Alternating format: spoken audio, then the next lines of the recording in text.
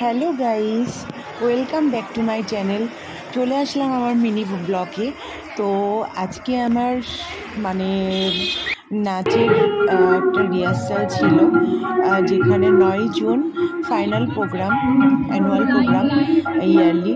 তো আজকে রিহার্সেলে আমাদের প্রোগ্রামে থাকবে রুবেল দাস আর শ্বেতা ভট্টাচার্য।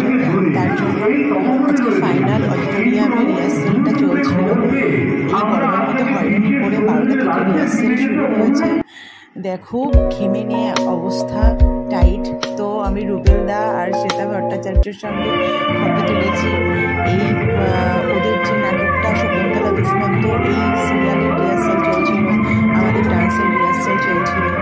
তো সব মিলিয়ে খুব ভালো লাগছিল।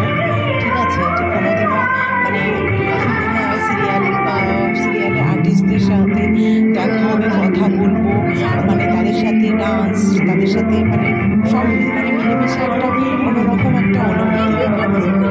তো আমাদের এটা নিউ ব্যারাকপুরের ক্রিস্টি অডিটোরিয়ামে হয়েছিল।